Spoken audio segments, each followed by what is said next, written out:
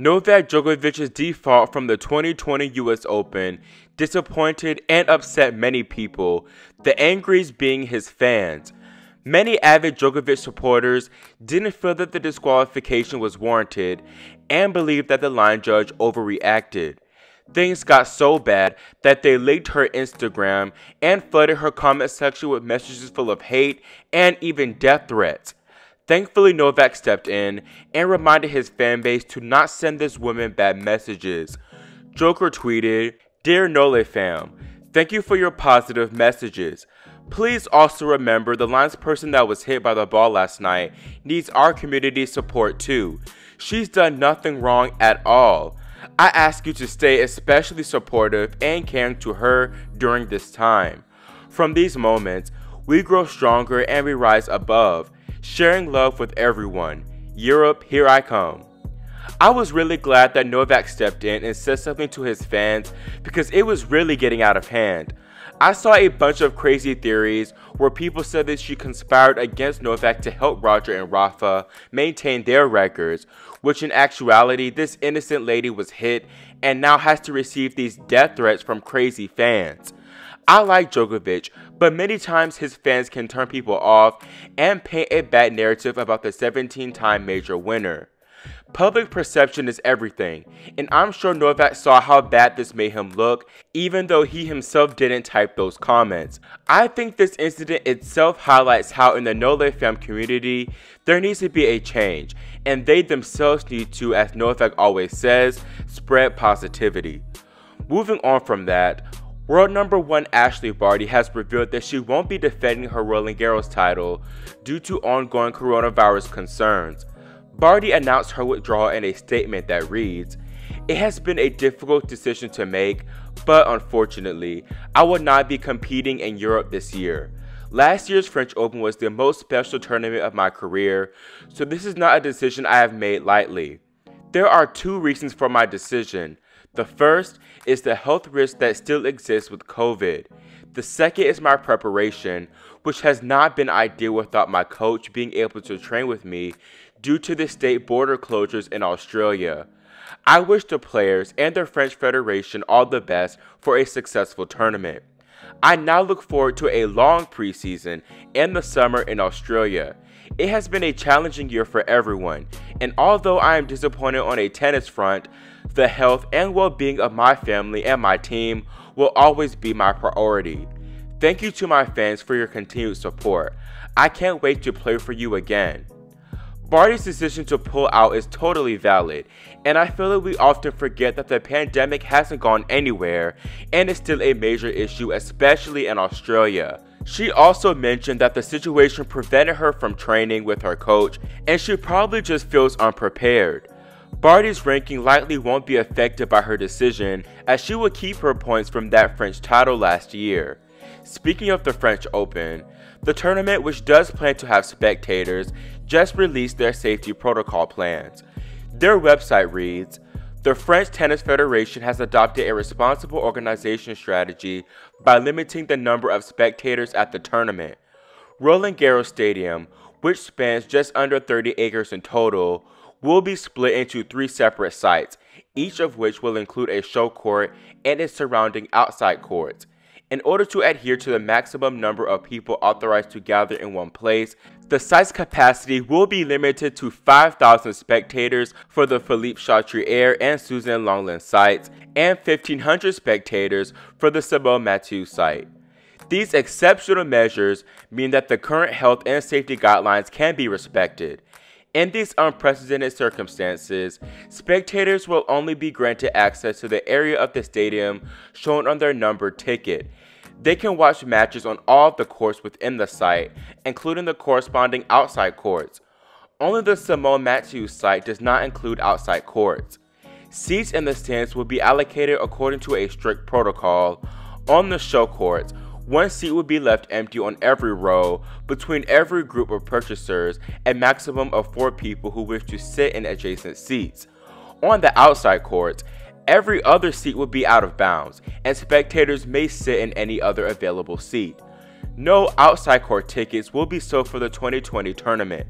The qualifying rounds will be played without spectators in order to make it easier for the players from the various ends of the draw to move around the stadium, as there are many players who will need to practice on site in the first week. The players will be able to prepare for the tournament in peaceful conditions, as the stadium will be open just for them. With regards to tickets, the limited spectator numbers has led us to cancel and refund any tickets purchased for the qualifying rounds, the outside courts, and some tickets for the 3 short courts. As compensation, these purchasers will be given a one-off special price on any tickets still available. We still contact the people concerned by email over the next few days. The last available tickets will go on sale on Friday, September 11th on the ticketing website. The FFT's customer services department is on hand to ensure that these changes are made as smoothly as possible. In order to ensure the health and safety of everyone involved, masks or face coverings must be worn by everyone over the age of 11 at all times. The FFT will do everything it can to ensure that hygiene precautions and social distancing are respected on all sites and will adapt the flow of people accordingly. The cleaning and disinfecting of the various sites will be stepped up, and hand sanitizer dispensers will be installed all around the stadium. In this way, the one-of-a-kind autumn tournament will combine strict adherence to current hygiene measures and all the thrills and excitement associated with the world's foremost clay court event. It is important for everyone to remember, especially the players and all accreditation holders working at the tournament, that currently our best defense against the virus is wearing a mask at all times, respecting social distancing, and regularly washing our hands. The players, their entourage, and all accreditation holders working at the tournament will be tested for the virus before the tournament and at regular intervals throughout its duration.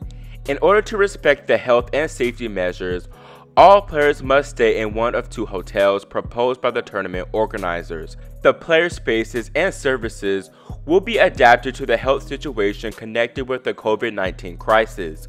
Online services, accessible via the dedicated RG Players app, should be used wherever possible, so that the players can respect the health and safety measures.